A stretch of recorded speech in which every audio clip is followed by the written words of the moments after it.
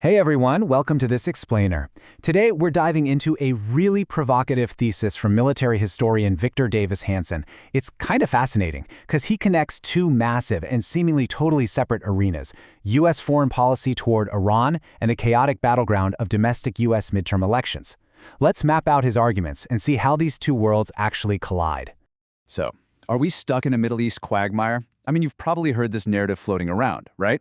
The idea that the U.S. is bogged down in this endless Vietnam-like standoff with Iran. But what if the reality on the ground is completely different from what we're seeing on the surface? Well, that's exactly the premise we are going to unpack today.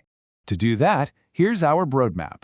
We'll look at the prevailing media narrative, Iran's strategy of delay, the economic toll, midterm election dynamics, and finally, who is actually out of time.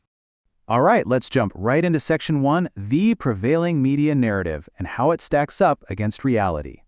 There is a really stark contrast here. On one side, the popular narrative tells us the U.S. is trapped in a messy quagmire with time rapidly running out.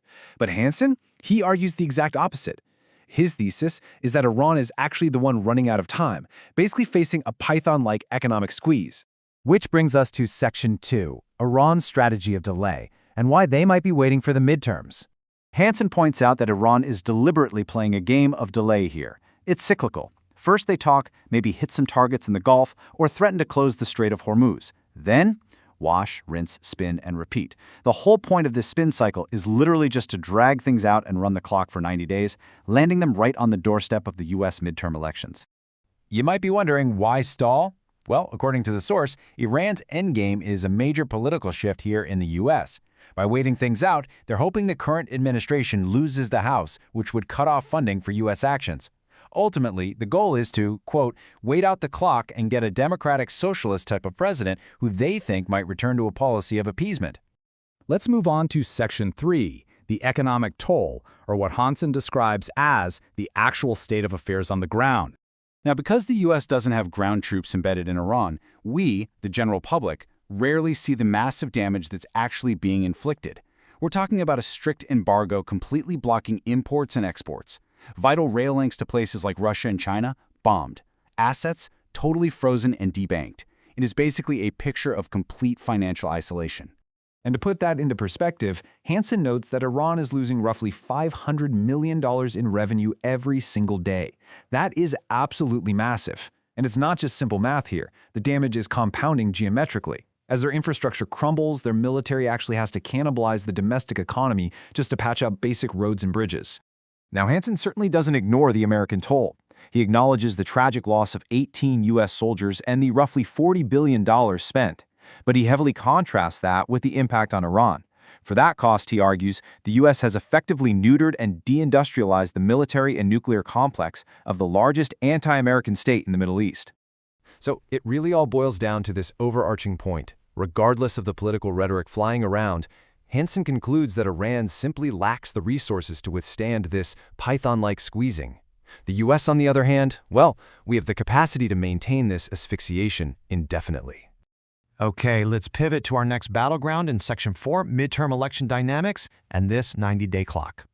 According to the source, the stakes for Republicans in these midterms are astronomically high. If they lose the House, Hanson outlines a pretty grim, paralyzing scenario for the administration: a 2-year impeachment circus, relentless committee investigations, and an absolute fortune in legal costs.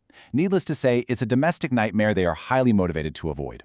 To stave off that political disaster, the administration actually has some highly specific geopolitical needs. Basically, they need domestic gas prices to stay stable at around $3 a gallon. But for that to happen, the Strait of Hormuz has to remain open. And for that to happen, you need a debilitated Iran or a settlement. So as you can see, foreign stability is directly, unavoidably tied to domestic political survival. But hey, the Republicans aren't exactly walking into these midterms defenseless. Hanson points out a massive financial disparity here: a $400 million Republican campaign war chest. That is roughly 4 times the estimated Democratic funds. When you combine that massive war chest with structural advantages from redistricting in red states, the board starts to look very different. Across the aisle, Hanson analyzes a Democratic Party that he says is facing a real internal struggle. He argues that a radicalized base has captured the party's momentum, leaving moderate candidates terrified of being primaried out. This dynamic, he claims, is forcing a lot of anti-capitalist messaging, messaging which he firmly believes the broader American electorate will ultimately reject. Which brings us to our final part, Section 5. Who is out of time? The final assessment. Hanson's ultimate plea here is for objective analysis.